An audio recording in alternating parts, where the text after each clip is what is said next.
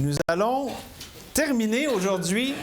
OK, attendez un peu, je vais partir ça. Vous savez que dans la Bible, on a des divisions de chapitres et de versets. Ça facilite énormément la tâche. Mais là, dans les originaux, il n'y en avait pas. Et souvent, c'est pour raison. Comme là, vous allez voir la fin du chapitre 6, chapitre 7, il y a vraiment un passage à autre chose. Mais aujourd'hui, on va faire, ça arrive des fois, mais on va faire un chevauchement du chapitre 6 et du chapitre 7. Donc, on termine 6, mais on commence 7 aussi. Parce que vous allez voir qu'il y a un fil conducteur que nous allons considérer. Celui de la foi, où on peut dire la réponse de la foi, parce que le titre du message, c'est la réponse au pain de vie. Et ça, c'est Jésus qui s'est présenté comme ça dans le chapitre 6. Quelle est la réponse? Et on va voir ça à travers le message. Pour commencer, j'aimerais lire. Et par la suite, je vais prier. Et on va commencer ensemble à considérer ces choses. Donc, je vais lire simplement les versets 60 à 66. Bon, on commence bien. Parce qu'après ça, on va lire les autres quand on avance dans le message. Plusieurs de ses disciples, après l'avoir entendu dire « Cette parole est dure, qui peut l'écouter? » Jésus, sachant en lui-même que ses disciples murmuraient à ce sujet, leur dit « Cela vous scandalise-t-il? Et si vous voyez le Fils de l'homme monter où il était auparavant, c'est l'Esprit qui vivifie, la chair ne sert à rien. Les paroles que je vous ai dites sont esprit et vie. Mais il en est parmi vous quelques-uns qui ne croient point, car Jésus savait dès le commencement qui étaient ceux qui ne croyaient point et qui était celui qui le livrerait. Et il ajouta, c'est pourquoi je vous ai dit que nul ne peut venir à moi si cela ne lui a été donné par le Père. Dès ce moment, plusieurs de ses disciples se retirèrent et n'allèrent plus avec lui. On va commencer en priant. Seigneur, je te remercie que ce matin, on peut s'arrêter avec ta parole vivante, efficace, plus tranchante qu'une épée à deux tranchants et qui juge les sentiments et les pensées du cœur. Donc, Seigneur, c'est devant toi, sans rien à cacher. J'espère que personne ne veut rien cacher devant toi. On veut se mettre, Seigneur, tel qu'on est devant toi, pour recevoir sur mesure ce que tu as pour nous autres.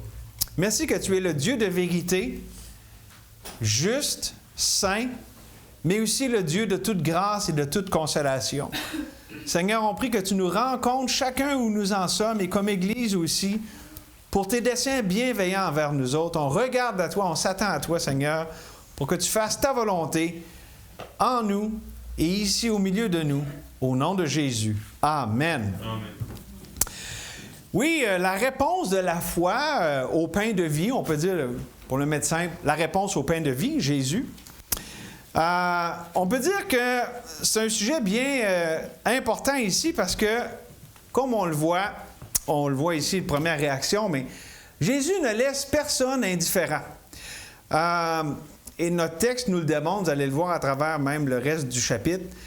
Et ça révèle quelque chose d'important. Jésus, là, dans en fait, tout ce qu'on a vu dans le chapitre 6, révèle des choses, des vérités vraiment uniques par rapport à lui, puis ça l'a engendré des grandes réactions et des réactions qui ne sont pas sans conséquences. Et dans le fond, Jésus parlait de lui-même comme étant le pain qui est venu du ciel, en faisant le parallèle avec l'Ancien Testament, la manne que les pères ont mangée.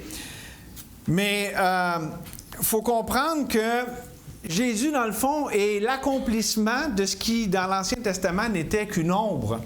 Il y avait un pain qui a été donné, qui laissait les gens quand même mourir. Je veux dire, ça les nourrissait sur l'instant, mais c'était pas un pain qui avait une valeur éternelle. Jésus est le pain qui donne la vie éternelle. Donc, on peut dire que l'ombre était dans l'Ancien Testament, la réalité est en Jésus. Et ça, c'est vrai pour tellement de choses quand on parle l'Ancien et le Nouveau Testament, parce que tout s'accomplit en Jésus-Christ.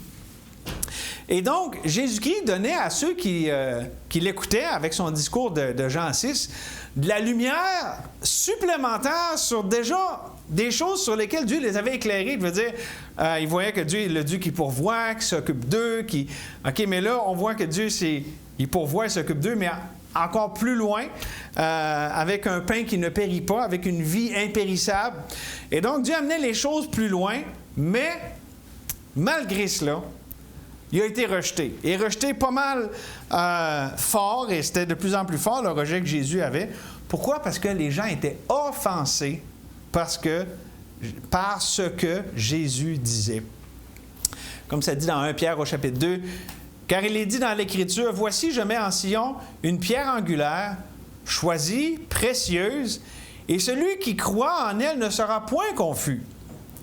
L'honneur est donc pour vous qui croyez, mais pour les incrédules, la pierre qu'ont rejeté ceux qui bâtissaient est devenue la principale de l'angle, une pierre d'achoppement et un rocher de scandale. » C'est ce qui est arrivé ici. Jésus, qui est la pierre angulaire, celui qui bâtit le temple vivant de Dieu, pour certains était un honneur à amener à la foi, à amener à glorifier Dieu, mais on le voit ici, pour beaucoup, ça a été une pierre d'achoppement, un rocher de scandale. Pourquoi? Bien, parce que la prédication de la croix est une folie pour ceux qui périssent. La Bible nous dit aussi que Dieu détruit la sagesse des sages, il rend nulle l'intelligence des intelligents. Et donc, ce n'est pas avec les raisonnements humains, ce n'est pas avec la logique humaine que Jésus est venu en amenant des beaux discours religieux que les gens auxquels ils allaient adhérer puis devenir des meilleures personnes. Non, Jésus venait, c'était scandalisant. Pourquoi? Parce qu'il amenait un message radical de mourir pour les coupables, de venir, lui, juste mourir pour les injustes. Puis toute l'idée de la croix, de ce Messie qui supposément était le roi d'Israël, pour beaucoup, puis qu'il allait mourir sur une croix, c'était scandaleux. OK? Puis encore là, dire aussi qu'il venait du ciel, qu'il était le Fils de Dieu. Tout ce que Jésus disait était, pour beaucoup, un sujet de scandale. Mais ce que j'aimerais amener ce matin, c'est que, aussi avec ce que Jésus partage ici dans Jean 6, puis on va voir même avec sa famille au début du chapitre 7, la réponse que les gens avaient à ce que Jésus disait et ce qu'il était, et ce qu'il disait être, c'était littéralement une question de vie ou de mort. Et c'est ça, parce qu'on voit que, en fait, on va voir dans le texte, il y a 3 réponses différentes. Soit, dans la première qu'on vient de voir ici, il y avait une réponse qui était irrémédiable, malheureusement, qui a mené à la mort. Il y avait une réponse rédemptrice, on va voir ça à la fin du chapitre 6. Puis il y avait une réponse transitoire, on va voir ça avec les frères de Jésus au début du chapitre 7. Donc, 3 réactions éternelles ou réponses à Jésus, le pain de vie. D'abord, on l'a lu, la réaction des faux disciples. Et oui, je prends cette expression parce que vous allez voir pourquoi dans le texte. D'abord, ils disent à Jésus au verset 60, plusieurs de ses disciples, après l'avoir entendu, donc tout le discours que Jésus a eu sur « Je suis le pain qui est descendu du ciel, qui donne la vie », puis bon, tout ce qu'il a dit aussi sur le fait de prendre part par la foi à qui il est, puis son œuvre, en utilisant le langage de manger et de boire. Manger sa chair, boire son sang. Donc, après ça, il l'a entendu, puis on dit, cette parole est dure, qui peut l'écouter? Et quand ici on lit cette parole est dure, je pense que c'est plus que ce qui venait immédiatement de dire. Là. Par exemple, là, le verset 58 résume beaucoup de choses qu'il a dit. C'est ici le pain qui est descendu du ciel. Il n'en est pas comme de vos pères qui ont mangé de la manne et qui sont morts. Celui qui mange ce pain vivra éternellement. C'était pas juste à ça qu'il disait cette parole est dure. OK? En fait, c'est à tout ce qu'il a dit par rapport à lui-même comme étant le pain de vie. L'ensemble de son discours, le pain qui est descendu du ciel, donc dire qu'il est vraiment qui vient de Dieu. Et là, quand ils disent qu'il peut l'écouter, l'idée ici, c'est qu'il peut recevoir de pareilles vérités. Donc, il était outré, il était heurté par ce que Jésus leur disait. D'où la réplique de Jésus au verset 61. Jésus, sachant en lui-même que ses disciples murmuraient à ce sujet, leur dit « Cela vous scandalise-t-il? »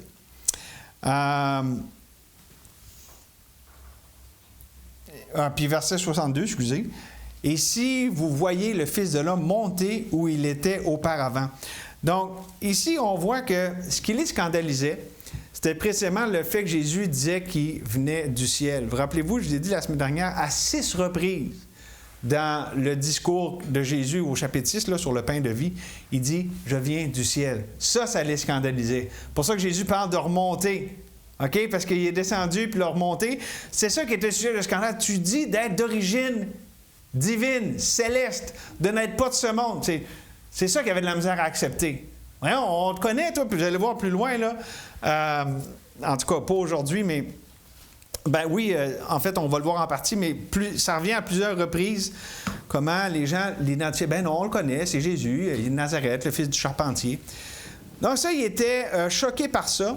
Et regardez ce que Jésus dit pour poursuivre au verset 63. C'est l'esprit qui vivifie, la chair ne sert à rien. Les paroles que je vous ai dites sont esprit et vie. Et évidemment, quand que Jésus dit ça, il réfère à ce qu'il dit avant. Tu sais, quand il dit que sa chair est vraiment un aliment, puis qu'il appelle à manger sa chair, puis à boire son sang. Puis si vous êtes scandalisé par ça, puis vous pensez que Jésus enseigne la messe, là, le sacrifice de la messe, écoutez le message de la semaine dernière, parce que je ne vais pas tout répéter, là, mais c'est vraiment une expression de foi qui parle de s'approprier Christ, sa personne et son œuvre. C'est pas une affaire là, de la messe, pas en tout, OK? Si vous n'étiez pas là pour l'écouter, vous l'écouterez, sérieux, je ne vais pas prêcher le même message, mais... puis ici, en plus, ça va dans le sens, je vous ai dit des paroles qui sont esprit et vie, c'est pas littéralement, là, OK?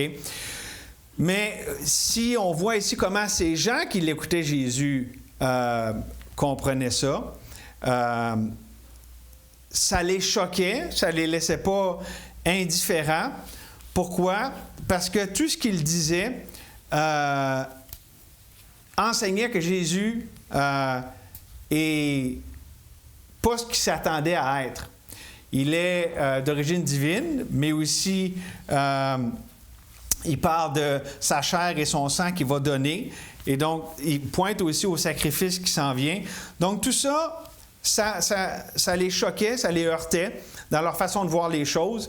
Et là-dessus, j'ai retenu un passage qui est tellement important parce que quand on parle de choses spirituelles, il faut voir que c'est spirituellement qu'on en juge. La Bible dit que l'homme naturel n'accepte pas les choses de l'Esprit de Dieu, car elles sont une folie pour lui. Et il ne peut les connaître parce que c'est spirituellement qu'on en juge. L'homme spirituel, au contraire, juge de tout et n'est lui-même jugé par personne, car qui a connu la pensée du Seigneur pour l'instruire? Et nous avons la pensée de Christ. Donc, l'homme naturel, celui qui n'est pas sauvé, ne comprend pas les choses spirituelles. Au contraire, quand on a l'Esprit de Dieu, l'Esprit nous enseigne toutes choses, puis nous fait voir ces choses, OK? C'est ça la différence. La différence, c'est le Saint-Esprit dans celui qui a reçu Jésus comme son Sauveur. Et je voudrais même rajouter, parce que tout de suite après, dans 1 Corinthiens, là, je vous ai lu la fin de 1 Corinthiens au chapitre 2, mais le début du chapitre 3, voici ce que ça dit. « Pour moi, frères, ce n'est pas comme des hommes spirituels que j'ai pu vous parler, mais comme à des hommes charnels. Et eux comprennent les choses spirituelles, mais ils ont de la misère à cause de la chair. Ils raisonnent par la chair, ils agissent par la chair. Donc, il n'a pas pu leur écrire comme à des hommes charnels, mais comme à des enfants en Christ, hein, qui étaient au petit lait, qui n'étaient pas à la viande. Je vous ai donné du lait et non de la nourriture solide, car vous ne pouviez la supporter et vous ne le pouvez pas même à présent parce que vous êtes encore charnels. Donc, des chrétiens, mais là, en comprendre la cause qui était pas, justement, l'esprit qui vient en lui, il l'attristait, il ne se laissait pas guider, enseigner par l'esprit, mais il était dans les raisonnements de la chair qui obscurcissaient ce que, ici, dans le contexte, Paul leur dit. Puis, on peut dire, c'est un peu la même affaire. On voit ça dans les évangiles. Ici, il y a des gens qui ne croyaient pas, hein, les faux disciples. Il n'y avait pas l'Esprit de Dieu. Les disciples, des fois, avaient de la misère à comprendre. Des fois, ils avaient leur raisonnement charnel puis tout ça. Puis il y a d'autres fois, par contre, que tu vois que, hey, wow, là, c'est vraiment l'Esprit qui est à l'œuvre puis tout ça. Fait que il y a ça aussi dans les évangiles. Puis on peut dire aussi pour nous, et c'est ma question, quel est en ce moment l'état, ta condition spirituelle? Et je dis ça comme une question introspective. Premièrement, est-ce que tu as l'Esprit de Dieu? Si quelqu'un n'a pas l'Esprit de Dieu, qu'est-ce que la Bible dit? Il ne lui appartient pas. quand on est sauvé, on est scellé par l'Esprit de Dieu. Quand on a Jésus, il vient habiter en nous par son Esprit. C'est le commencement de la vie chrétienne. Mais une fois qu'on a l'Esprit, des fois, l'Esprit n'a pas tout de nous. On peut l'attrister. On peut se laisser distraire, embrouiller par toutes sortes de choses. Il y a tellement de possibilités. Et c'est pour ça que la Bible nous parle de chrétiens charnels. Puis là, je veux juste amener une petite parenthèse ici. Quand on parle de chrétiens charnels, il y a deux extrêmes. On a déjà eu ça ici à un moment donné, pour revenir dans ceux qui étaient là depuis un bout. Il y a, hey, ça se peut pas un chrétien charnel, ça n'existe pas, c'est quelqu'un qui n'est pas sauvé. OK? Ça, c'est un extrême. Et je ne crois pas à ça. L'autre extrême, c'est ah, ben lui, il agit comme le diable, il fait tout ce qu'il veut, puis ça, c'est un chrétien charnel. Mais ça, c'est un autre extrême, c'est aller donner une assurance à quelqu'un qui ne montre pas de signe du salut, d'avoir l'esprit. Ah, ben je suis un chrétien charnel. C'est deux extrêmes. Un chrétien charnel, c'est quelqu'un qui a l'Esprit de Dieu, c'est un enfant de Dieu, mais il attriste l'Esprit de Dieu. Et quel est le type dans l'Ancien Testament? C'est qui monsieur chrétien charnel dans l'Ancien Testament? C'est Lot ou Samson, c'est vrai. Samson, il est même énigmatique. Ouais, Saül, des fois, tu sais, eux autres, sont-ils vraiment sauvés? Mais Lot, pourquoi Lot, c'est l'exemple qu'on peut vraiment prendre avec certitude? C'est parce que le Nouveau Testament dit qu'il était un juste. Fait que, tu sais, on peut avoir des doutes sur Samson, sur Saül. Tu sais, parce que là, tu dis, ouais, était-tu vraiment sauvé? Bon, là, c'est pas le sujet du message aujourd'hui. Mais Lot, la Bible dit qu'il tourmentait journellement son âme juste. OK? Fait que c'est clair que la Bible tranche qu'il était un juste, un saint de l'Ancien Testament. Mais il faisait des mauvais choix. Et il était pas comme Abraham qui marchait par la foi, qui face au choix dit « Seigneur, je me confie en toi ». Là, lui, il marchait par la vue. « Ah oui, ça, c'est une belle place. Sodome et Gomorrhe. » Parce qu'avant que le jugement tombe, c'était comment ça dit? C'était comme un jardin de l'Éternel. Là. C'était florissant et tout ça. « Ah oui, ça va être sûrement une bonne place. » Disons que c'est ça. C'est vraiment un type, vous étudierez la vie de Lot, c'est un type de celui qui est pas conduit par l'esprit, mais qui se laisse égarer par les désirs, les pensées de sa chair. Bon. C'est pour ça que je vous demande la question, c'est quoi ton état spirituel? Est-ce que tu es conduit, rempli par l'esprit? Et c'est une bonne question à se demander, puis en passant, il n'y a pas de conditions irrémédiables. « Ah, moi, je suis un chrétien charnel, je suis condamné à vie à être chrétien charnel. » Non, la repentance, là, c'est justement pour ça, là, tu sais. Puis aussi, il n'y a pas de « Ah, moi, je suis un chrétien spirituel. Merci que je ne suis pas, le Seigneur, comme ça. » Non, tu sais, que celui qui croit être debout prenne garde de tomber, là. OK? Donc, il faut juste faire attention de ne pas se penser bon ni d'un bord ni de l'autre. OK? Maintenant, quand on regarde le verset 64, « Mais il en est parmi vous quelques-uns qui ne croient point. » Car Jésus savait dès le commencement qui étaient ceux qui ne croyaient point et qui était celui qui le livrerait. Et j'ai mis comme parallèle ici, comme référence parallèle 2 Timothée 2,19. Néanmoins, le solide fondement posé par Dieu subsiste avec ces paroles qui lui servent de sceau. Le Seigneur connaît ceux qui lui appartiennent et quiconque prononce le nom du Seigneur, qu'il s'éloigne de l'iniquité. Donc, ça, on va dire, c'est le côté humain. La foi, puis bon, évidemment, Jésus, lui, voyait tout clair dans tout ça. Mais regardez juste après, côte à côte, ça arrive souvent ça, dans la parole de Dieu. Jésus, qu'est-ce qu'il dit au verset 65? Il ajouta, « C'est pourquoi je vous ai dit que nul ne peut venir à moi si cela lui a été donné du Père. » Un peu comme c'est dit au verset 37. Oui, c'est ça. « Tous ceux que le Père me donne viendront à moi et je ne mettrai pas dehors celui qui vient à moi. » Encore là, voyez-vous, les deux côtés, côte à côte, souveraineté de Dieu, responsabilité humaine. On a ça un à côté de l'autre ici. Puis, des fois, les gens vont débattre, puis là, les desseins de Dieu, son conseil secret et éternel. Puis là, des fois, les gens s'en fâchent là-dedans, puis tout ça. Ce que je veux dire là-dessus, un peu comme avec l'ami de Job, Élihu, qui défend Dieu, il dit, Dieu, là, il peut faire ce qu'il veut, puis tu ne peux rien reprocher à Dieu. Puis si vous lisez honnêtement là, Romains 9, 10, 11, allez voir que c'est le point. Il défend Dieu. Il dit, on appelle ça une théodacie, c'est-à-dire il défend les voies de Dieu, que Dieu est toujours juste, tu ne peux pas t'attaquer à lui. Puis là, je ne vais pas rentrer dans Romains 9, 10, 11, ça serait beaucoup trop long. Mais c'est ça ici, comme ça qu'il faut comprendre. Dieu est toujours juste et ne peut être que juste. La question, c'est comment je réponds à ça. Des fois, on peut dire, ah ben là, Dieu, tu n'es pas juste, donc moi, j'ai raison. OK? C'est ça le problème. Tu ne peux pas prendre Dieu en défaut.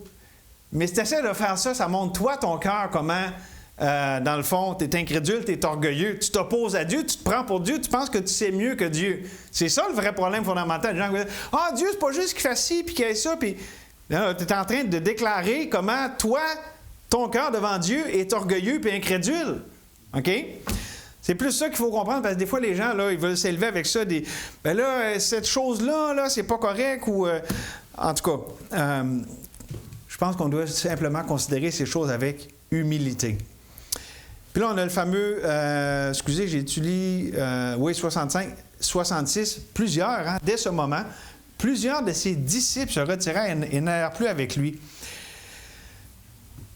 Je les ai appelés des faux disciples. Pourquoi? Parce qu'il ne semble pas, d'après le reste de l'Évangile, que ces gens-là sont revenus et tout ça, puis ça dit ils n'allèrent plus avec lui. Je crois que ici, on voit le rôle révélateur de l'adversité. Puis là, comprenez-moi, je ne dis pas qu'il n'y en avait pas un là-dedans qui était sauvé, puis tout ça, mais si quelqu'un abandonne Christ complètement, ça montre qu'il n'a jamais été sauvé, qu'il n'a pas eu la régénération. OK? Faites-moi pas dire ce que je n'ai pas dit, mais on peut vraiment voir qu'ici, puis selon toutes les Écritures, comment, quand quelqu'un qui a professé puis qui abandonne complètement, Dieu ne lui donne pas le sceau d'approbation de dire « Ah non, je suis quand même un enfant de Dieu », puis ou justement « Ah, c'est un chrétien charnel ». On ne peut pas avoir de base scripturaire pour donner de l'assurance à quelqu'un comme ça. Mais ce que je veux souligner, c'est le rôle révélateur de l'adversité, de l'épreuve de la foi, de l'épreuve de l'adversité, qui est vitale, et on le voit ici, pour comprendre pourquoi Dieu envoie la souffrance, l'adversité, pourquoi il permet du rejet dans notre vie, des choses qu'on n'aime pas, c'est pour soit purifier la foi ou montrer si la foi est authentique, si elle est vraiment là.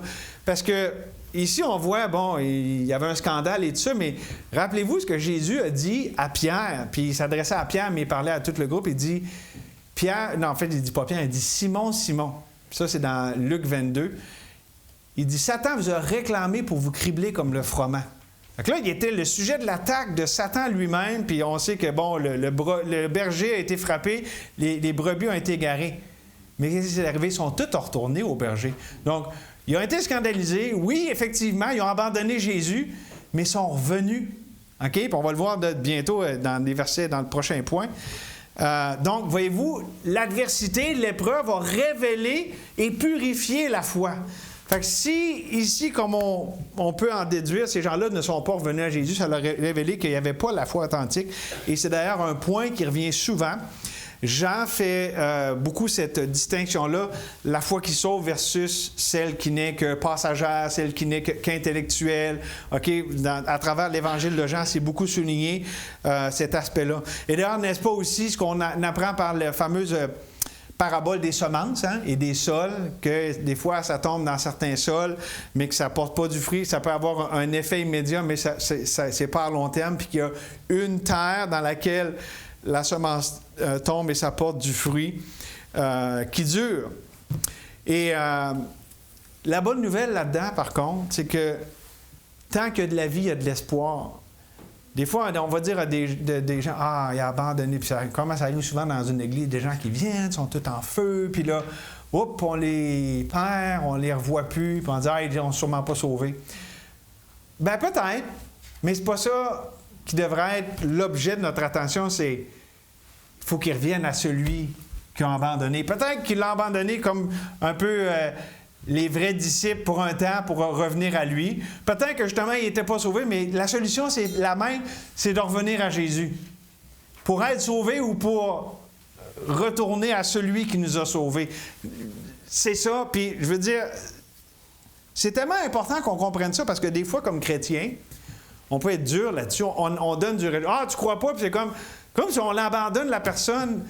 Tu sais, ah, ben là, t'as rejeté Dieu, tant pis pour toi. Non, justement, on doit croire que Dieu est plein de miséricorde et de grâce et que la personne peut toujours revenir. Il faut faire attention, des fois, on a des paroles dures et de condamnation, puis on peut avoir raison de dire « Ah, cette personne-là, je ne vois pas les fruits du salut. » Mais il faut faire attention quand on va sur ce terrain-là. Premièrement, pour ne pas se prendre pour Dieu, encore une fois, mais aussi pour ne pas diminuer le Dieu de toute grâce et de toute consolation. Jésus a dit, je ne vais pas mettre dehors celui qui vient à moi. N'importe qui, là, même celui qui a abandonné, qui a tellement fait des niaiseries, tant qu'il y a de la vie, il y a de l'espoir, on peut toujours retourner à Dieu. Et on ne doit pas perdre ça de vue. Ça m'amène à la deuxième réaction, donc celle des faux disciples. Et maintenant, la réaction des vrais disciples au verset 67 à 71. Jésus donc dit aux 12, là c'est le groupe restreint des 12, les 12 apôtres, « Et vous, ne voulez-vous pas aussi vous en aller? » Simon-Pierre lui répondit, « Seigneur, à qui irions-nous? Tu as les paroles de la vie éternelle. Et nous avons cru, nous avons connu que tu es le Christ, le Saint de Dieu. » Jésus leur répondit, « N'est-ce pas moi qui vous ai choisi, vous les 12, et l'un de vous est un démon. » Il parlait de Judas Iscariote, fils de Simon, car c'était lui qui devait le livrer, lui, l'un des 12. Donc, le verset 12, 67, où est-ce qu'il s'adresse aux 12, puis on pourrait dire, ouais, ça aussi, c'est une parole dure. C'est comme les gens, ils sont partis, OK? Puis là, ils sont revenus vers les 12 apôtres, puis vous aussi, partez-vous. Wow, Jésus... Ça ne te dérange pas de ne pas être populaire. Disons que c'était pas le mouvement moderne, il faut attirer le plus de monde possible. Il y a déjà du monde qui part, puis ils sont venus vers ceux qui restaient, qui étaient... Vous autres aussi, partez-vous. Évidemment, on sait que Jésus n'était pas insécure, puis mais on peut dire que c'est une parole dure. Pas de rejet, mais je crois ici que c'était encore là un moyen de révéler la foi qu'ils avaient et comment c'est tellement bien exprimé. On aime, et pour... une bonne raison, on aime le verset 68 et on le cite souvent. Hein? Simon-Pierre, qui souvent se mettait le pied dans la bouche au grand complet, mais ici, il a dit une tellement belle parole. « Seigneur, à qui irions-nous? Tu as les paroles de la vie éternelle. » N'est-ce pas vrai quand on est un enfant de Dieu, qu'on a trouvé Jésus, notre vie, notre salut, notre délivrance? On ne veut pas aller nulle part. C'est-à-dire, on a celui qui a les paroles de la vie. Ça, c'est la foi qui s'exprime comme ça. Et c'est les vrais enfants de Dieu qui s'expriment comme ça. Et je dirais, ce n'est pas naturel, c'est surnaturel. C'est la foi qui sauve, la foi qui vient par l'Esprit de Dieu. Et c'est le fruit de... La nouvelle alliance, la nouvelle alliance qui avait été promise, qui est surnaturelle. Tous seront enseignés de Dieu et Dieu qui nous donne un cœur nouveau. Donc, c'est ça ici qui ressort dans ce beau verset. Et ça nous amène au verset 69 qui dit « Et nous avons cru et nous avons connu que tu es le Christ, le Saint de Dieu. » Et quand je dis foi surnaturelle, c'est parce que l'objet de la foi est surnaturel. Tu es le Christ, le Saint de Dieu. Tu n'es pas n'importe qui. On croit à qui tu dis être. Puis là, ici, ça vient des lèvres de Pierre qui a eu de la misère à accepter ce qu'il allait faire. Fait que ça ne venait pas de Monsieur le Parfait qui a tout compris, là. Parce que Pierre, là, si vous regardez dans Matthieu spécialement, c'est souligné qu'il avait bien compris qui Jésus était. Hein, comme il dit là, tu es le Christ, le Saint de Dieu. Mais qu'est-ce qui est arrivé quand Jésus a commencé à parler qu'il allait aller à Jérusalem, mourir dans les mains des impies? Ça, c'est son œuvre, c'est la croix. Là, il y avait de la misère à l'accepter. Fait qu'encore là, on voit la grâce de Dieu, puis on voit que la foi, là, c'est un projet en construction. Pierre, là, wow, merci. On voit vraiment ici que sa foi dans la personne de Jésus était établie, mais il n'était pas parvenu. Puis Dieu était patient avec lui. Puis savez-vous quoi? Il a grandi dans sa foi à travers l'épreuve, parce que ça a été vraiment un coup dur pour Pierre quand Jésus a été livré. Puis là, bon, on connaît le soir qu'il a eu son... comment on dit en anglais? Est-ce que ça se dit en français? Une cour de kangourou? Kangaroo court, là. En tout cas, c'est quand il était là en procès, mais c'était... Je pense qu'on dit un procès bidon, je crois. C'est la bonne expression. Je ne sais pas ça vient de où, kangourou, là, mais bon. ça a été dur pour lui, puis la réalité a frappé, puis Jésus l'avait averti, puis tout ça. Mais encore là, la foi s'est accrochée à ce qu'il connaissait de Dieu. Puis en passant, ça amène un point tellement important. Tu sais, des fois, on a de la misère avec les voies de Dieu. Pourquoi Dieu, tu permets ça? Pourquoi ce chemin-là? Puis OK? Ou pour le dire autrement, on a de la misère avec l'œuvre de Dieu dans notre vie. Mais ici, on peut voir comment, quand on s'accroche à ce qu'on connaît de Dieu, à qui Dieu est, le fameux qui, là, ben à un moment donné, ça finit par nous ramener à la bonne place par rapport à ces voies qui, des fois, nous dépendent, on a de la misère à les accepter. C'est une valeur sûre, s'accrocher à ce qu'on connaît de Dieu, ce qu'il nous a dit qu'il était.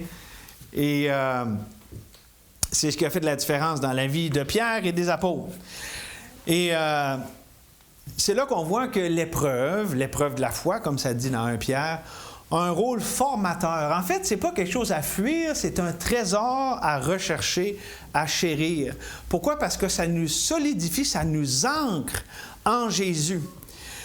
Parce que pensez-y, comment on aurait pu, puis là, c'est-tu un anglicisme, ça? Toutes les fois que je l'écris, je me demande tout le temps, mais réaliser. Je l'ai vérifié dans le dictionnaire, le petit Robert, et ça le dit dans le sens que nous, on le dit, mais il y a des gens qui disent que c'est un anglicisme. Mais pourtant, c'est dans le petit Robert. En tout cas, là, je vais le dire. Comment peut-on réaliser, se rendre compte ou s'approprier que personne ne satisfait sauf Jésus tant qu'on n'est pas passé par l'épreuve de la foi? Ça peut être des belles paroles, mais quand on le vit, ou pour le dire autrement, comment est-ce qu'on peut apprécier la réalité, que ce soit notre trésor, le fait qu'on a tout pleinement en Jésus, tant qu'on ne s'est pas rendu compte par l'épreuve que sa grâce, elle est suffisante, qu'effectivement, c'est vrai, c'est concret, Dieu nous rejoint là où on est. Puis effectivement, je suis complet en lui. Si on n'avait pas l'épreuve de la foi, on parlerait en théorie, on aurait des idées là-dessus, mais le vivre dans le profond de notre être, puis quand on le chante, puis ça résonne dans nos cœurs, c'est par l'épreuve de la foi. Puis là, on voit un très, très puissant exemple de ça. Regardez les apôtres dans les évangiles, puis déjà, je veux dire, il n'y avait pas tout faux, là, mais regardez la transformation, puis tu sais, c'était toute qu'une épreuve, là, que leur sauveur qui mettait sur un si haut estime et à juste raison, là, il était allé sur la croix, puis là, on dirait qu'ils ont tout perdu, puis regardez la transformation avec la résurrection, l'ascension, comment il était dans le livre des Actes, c'est le fruit de l'épreuve de la foi. Le juste vivra par la foi. Et on peut lire ensuite, au verset 70, Jésus leur répondit, « N'est-ce pas moi qui vous ai choisi, vous les 12, et l'un de vous est un démon. » Et vous savez, des fois, c'est là aussi que la doctrine de l'élection peut nous rassurer. Tu sais, au bout du compte, là, je suis content que tout ne repose pas sur mes épaules, que c'est-tu sur moi, j'ai-tu bien cru, puis tout ça, mais Dieu connaît toutes choses de toute éternité, puis il nous connaît, quand on est ses enfants, de toute éternité. Ça fait du bien. Verset 71, il parlait de Judas Iscariote, fils de Simon, car c'était lui qui devait le livrer, lui, l'un des 12. Et donc, la réalité du jugement, elle a frappé. La réalité sur les cœurs, c'est Dieu qui, finalement, fait connaître toutes choses. Donc, on n'a pas, nous, à s'inquiéter, à essayer, avant son temps, de révéler l'état des cœurs. Dieu est bien capable de le faire parce qu'on a su, effectivement, parce que je vous rappelle que Judas, personne n'avait pointé du doigt, c'est lui. Mais Dieu l'a révélé en son temps. Donc, au lieu d'essayer de jouer à la police du salut, savoir s'il est sauvé ou non, puis es-tu vraiment un vrai disciple ou non, laissez Dieu s'occuper de ça. Il est très bien capable de révéler les choses en son temps. Ça m'amène à la troisième réaction, et là, c'est dans le début du chapitre 7, la réaction de la famille. Et vous allez voir, c'est spécial parce que, bien d'abord, regardez le verset 1, juste situer un peu le contexte, OK? Parce qu'on change de chapitre, il y a un changement de contexte.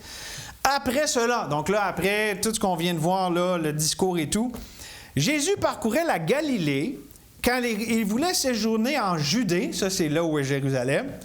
Il ne voulait pas séjourner en Judée parce que les Juifs cherchaient à le faire mourir.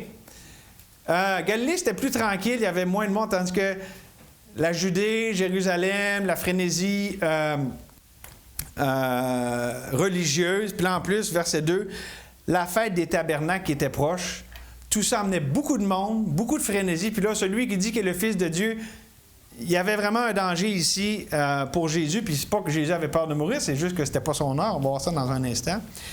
Et donc, si on comprend ici ce qu'il en est, on voit que Jésus avait ce discours du chapitre 6 qui a enflammé les passions.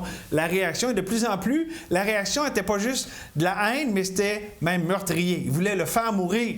OK? Donc, c'est pour ça que Jésus est allé en Galilée. Et là, ça nous dit qu'au verset 2, que c'était la fête des tabernacles, la fête des tentes. Et c'est une des 3 fêtes où est-ce que tous les Juifs étaient convoqués à Jérusalem. Il y avait ici, la fête des tabernacles, c'est à l'automne. Puis au printemps, il y avait la Pâque et la Pentecôte, ou Shavuot, la fête des semaines. Là. En tout cas, il y a différentes façons que c'est appelé. Et ça, c'est évidemment, ça voulait dire que des grandes foules étaient à Jérusalem. Okay? Parce qu'il y avait des pèlerins de partout, non seulement en Israël, mais il y en avait qui venaient d'ailleurs, okay? Dans les régions avoisinantes, autant que c'était possible de se rendre. Et là, ça nous aide à comprendre ce qui vient par la suite. Parce que là, on a le contexte. Puis regardez ce que là, on peut lire au verset 3. Et ses frères, là, c'est les frères de Jésus. Oui, Jésus avait des frères. On a parlé de ça hier dans le cours de théologie, mais... Puis qu'est-ce qu'ils lui dirent, les frères de Jésus? Pars d'ici et va en Judée, afin que tes disciples voient aussi les œuvres que tu fais. Personne n'agit en secret lorsqu'il désire paraître. Si tu fais ces choses, montre-toi toi-même au monde, car ses frères non plus ne croyaient pas en lui. OK. C'est quoi ça veut dire au juste qu'est-ce qu'ils disent ici, les frères? Au verset 3 et 4. Bien, quand on comprend que là, il y avait plein de monde à Jérusalem, une des grandes fêtes où est-ce que tout le monde se rendait là-bas. La fête, c'était à Jérusalem. La fête, les 3 fêtes, c'était là. Bien, les frères voyaient dans cette fête une occasion pour Jésus de monter en popularité puis de dire « Hey, montre-toi toi-même, là, tu sais.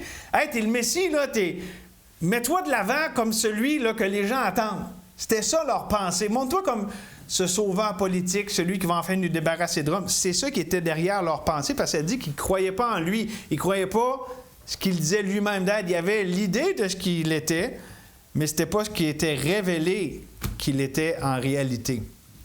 Donc, pour eux, ils voyaient une occasion ici de le faire connaître, et que Jésus se fasse connaître.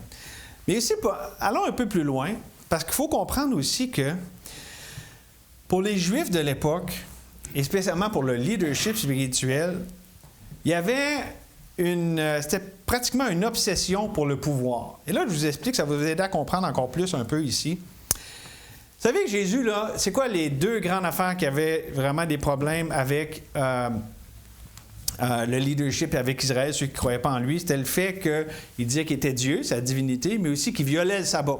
OK? Puis là, on voit ça souvent dans les évangiles, Jésus qui déclare « Je suis le maître du sabbat », puis comme là, on a vu « Je suis venu du ciel ». Pourquoi c'était tant une réaction? Parce que ça remettait en cause, puis là, le levier, la mainmise que le leadership spirituel d'Israël avait pour opprimer le peuple, le tenir assujetti. Parce qu'avec le sabbat, hey, tu ne peux pas faire ci puis ça, OK? Puis Jésus qui remettait en question tout leur monde, toute leur religion, puis qui disait être de Dieu, fait que là, ça lui donnait l'autorité bien au-dessus d'eux autres. Là.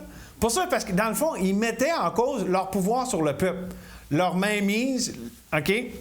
Pour ça qu'il y avait tant une réaction.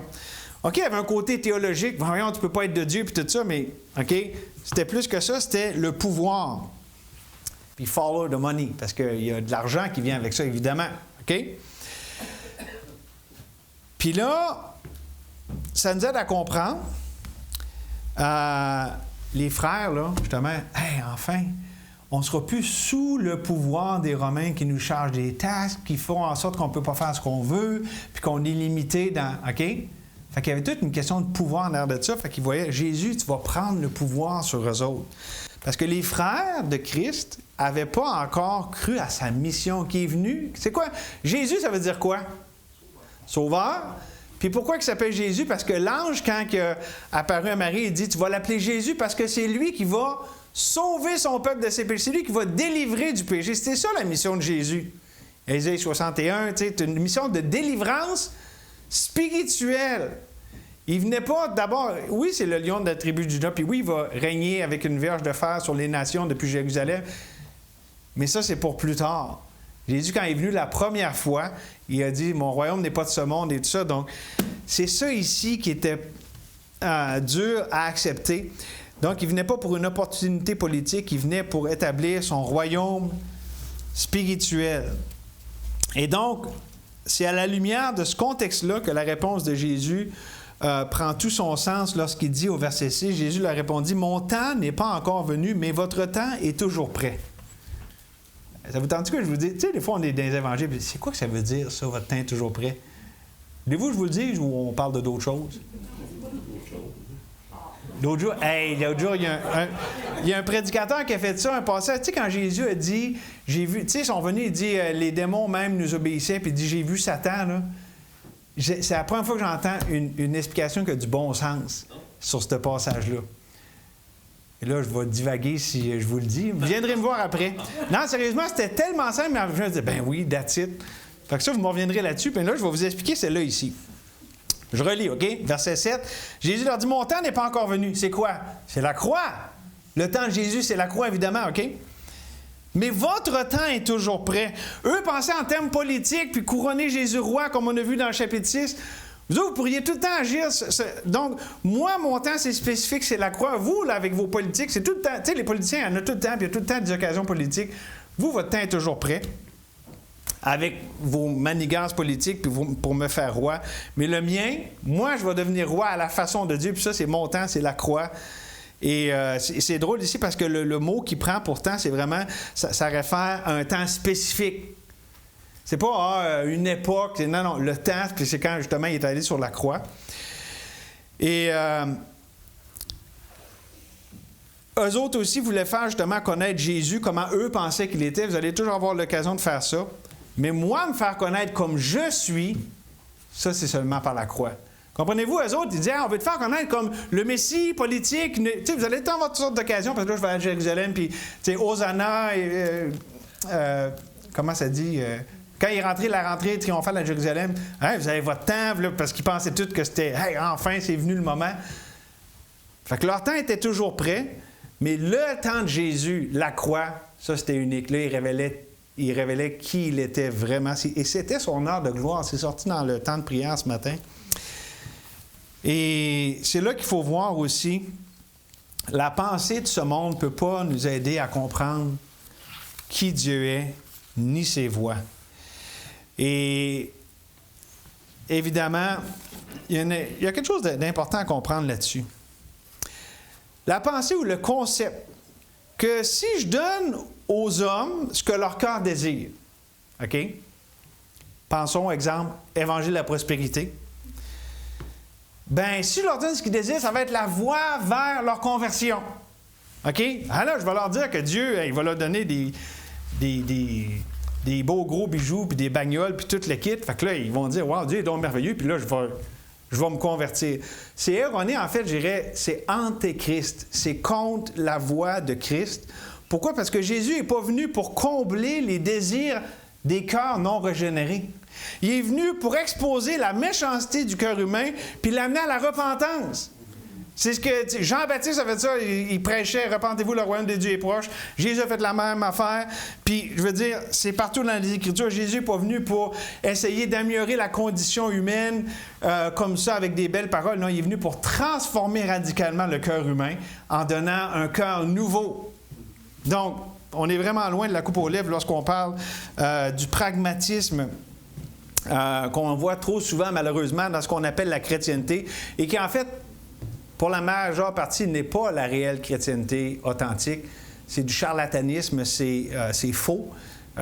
Beaucoup de ces gens-là sont des faux prophètes, et ils ne font pas l'œuvre de Dieu. En fait, ils font l'œuvre du malin en trompant les gens, en pensant que « Ah, j'ai la faveur de Dieu, il répondit à ma prière », mais ils ne connaissent pas leurs conditions devant Dieu, ils ne voient pas leur besoin de miséricorde, leur perdition et leur besoin d'être sauvés. Donc, ils passent complètement à côté de l'essentiel. Et pensez à ça. Qui Jésus a dit qu'il était le plus grand des prophètes? Il était vraiment ordinaire, Jean-Baptiste, quand il pense. Il n'a pas fait de miracle comme Élie et Élisée. Il n'a pas écrit des grands... Ésaïe qui a écrit un grand livre de prophétie, puis il n'a rien écrit. Pourquoi il était si grand? Parce qu'il était juste avant celui qui est l'accomplissement de toutes les Écritures. La grandeur de Jean-Baptiste, ce n'était pas parce que lui était ou ce qu'il a fait, c'est de parce qu'il il précédait le plus grand de tous. Et c'est pour ça que beaucoup ont cru en lui. Fait que voyez-vous, ça nous montre, c'est pas parce qu'il a fait plein d'affaires qui flashent, c'est parce qu'il présentait celui qui est là. Et laissez-moi vous dire, on n'a pas besoin d'artifices, de tambours et trompettes si on présente l'Évangile tel qu'il est, clairement et simplement. C'est à ça que les gens veulent répondre. Voulez-vous qu'ils répondent à nous ce qu'on fait avec nos gamiques chrétiennes ou qu'ils répondent à Dieu son Évangile? C'est encore là une question de foi, d'orgueil versus l'humilité, d'incrédulité versus la foi. Est-ce que je fais confiance que l'Évangile est la puissance de Dieu pour le salut de quiconque croit? Si je prêche l'Évangile, c'est ça que Dieu va prendre pour sauver les gens. Et ça m'amène au verset 8. Versets 8 et 9, ça va être notre conclusion. Donc, non, excusez, je n'ai pas lu le verset 7. Le monde ne peut vous haïr. Moi, il me hait parce que je rends de lui le témoignage que ses œuvres sont mauvaises. Excusez, je devais lire ça tantôt, là. Rappelez-vous, ça a rapport à ce que je viens tout de dire, j'avais oublié de lire le verset. Bon, on recommence le message.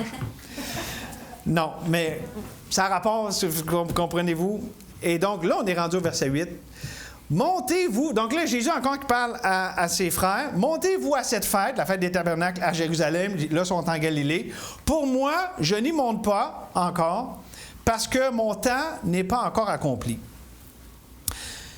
Il y a un temps pour laisser aller nos proches à leur plan, avec ce qu'eux autres veulent faire, puis se rappeler que Dieu est au-dessus de tout.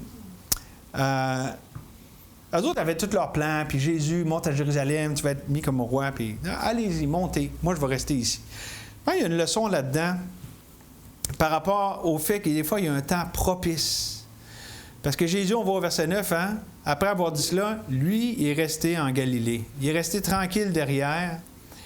Il y a un temps pour prier. Il y a un temps pour rester à l'écart pour prier.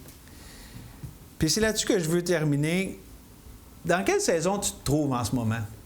Es-tu dans un temps de repos, d'attente? Es-tu dans un temps où est-ce que Dieu t'appelle à l'action puis à lui faire confiance en allant de l'avant? Vous savez, c'est saisir le temps. C'est pas l'affaire « Ah, toi, tu fais rien, toi, tu es donc bien énervé. » C'est faire ce que Dieu nous montre. Il n'y a pas ce que c'est sorti dans le temps de la pandémie. Les gens disent « Ah, tu aurais fait ci, tu aurais fait ça. » Non, fais ce que Dieu te montre. C'est ça, le juste vivra par la foi. Fait que je ne sais pas c'est quoi la saison de ta vie en ce moment. C'est-tu un temps plus d'attente? Tu peux pas faire grand-chose. Moi, en ce moment, je suis dans un... Il y a bien des affaires que je voudrais faire, mais on dirait que je peux rien faire sur tous les fronts de ma vie.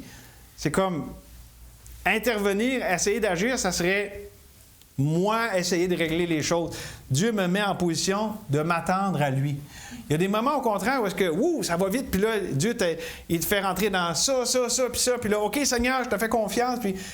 C'est les saisons de la vie, et c'est là-dessus que je veux terminer. Le juste vivra par la foi, c'est répondre à ce que Dieu fait, à la saison dans laquelle Dieu nous a placés. Et je veux dire quelque chose là-dessus. C'est quoi le problème ici avec les frères de Jésus?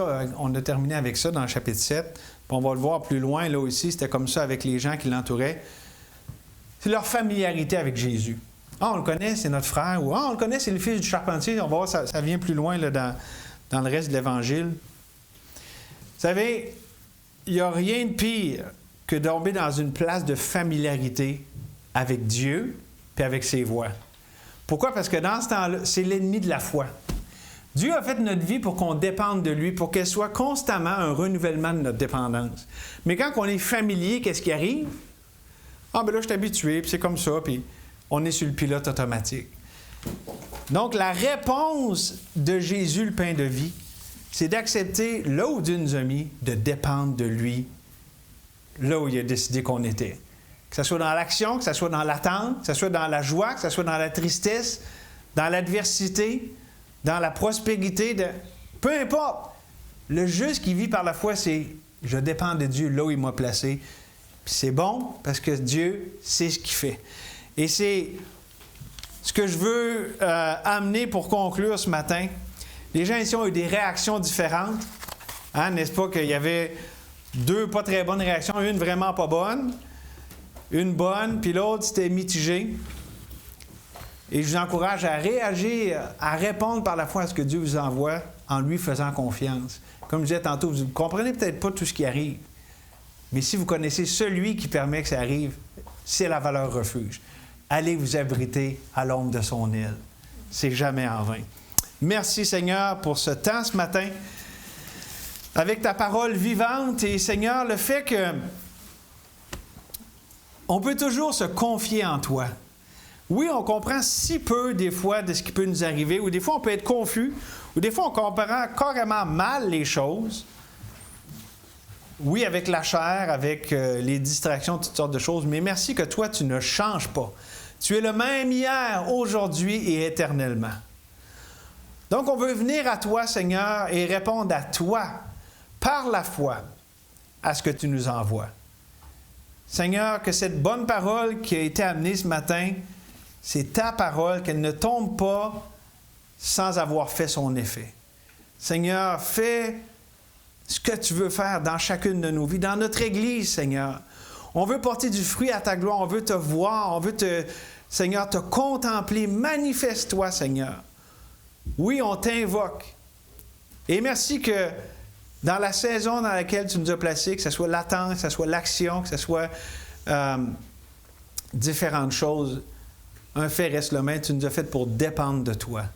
Le juste vivra par la foi. Merci Seigneur. On te prie ces choses au nom de Jésus. Amen. Amen.